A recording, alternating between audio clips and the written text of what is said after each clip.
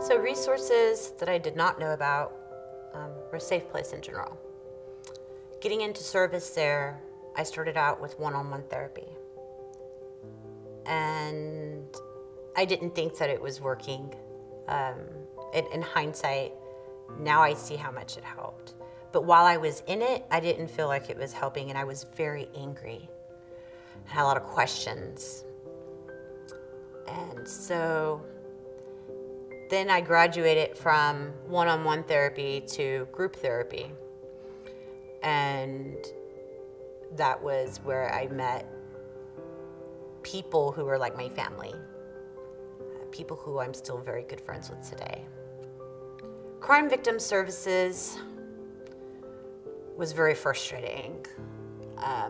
After I was attacked, I was not able to leave my house. I was going through psychological trauma and shock and anxiety and fear.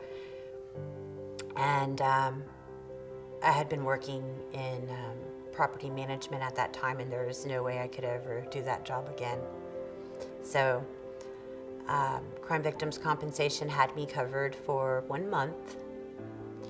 And then it is really good as a reimbursement program. If you have 6 months to wait for it, but I utilized that. But really primarily a Safe Place and crime victims compensation. I think that we need to start with our street cops, with how things can be improved. I think that the knee-jerk instinct questions should not be, am I a prostitute? That shouldn't be an indicator of anything. I don't know what that would even have validated for that officer. If I was a drug user, it felt like victim shaming, and that could have shut me down. That could shut anybody down. I think that trauma-informed training with our street officers is very important, because at the beginning I had zero faith in our system. I had zero faith that the police were there to protect me. I felt like they were there to shame me. That's the biggest problem I had. It wasn't until my detective was assigned to me that I felt like anybody cared. The legal process and his rights, it was very frustrating for me because he did so much to me.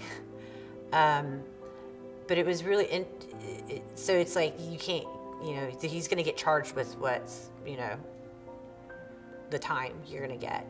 And I was really frustrated because, there were other victims, but that wasn't, they can't talk about that in a courtroom. That's not something that the other victims were not there to talk about what had happened to them. They were there for the sentencing character witness phase. And so that was a little frustrating too. But understanding, I think that if I had a clearer understanding of how the process was going to go with court, how long it was going to be, like instead of saying, okay, we're going to go to court on Wednesday, maybe if I would have known that it was going to be so drawn out. In my mind, and especially with going through trauma at the time, I was very hypersensitive to time. I was like, okay, this is taking forever. I want to get it over with. And as far as that goes, I think that the DA and their crime victim services, that was amazing. I called her from her first name, and I've had follow-up calls from people just to see how I was doing. The DA here and their victim services was super supportive, and I really utilized that, and SAFE as well.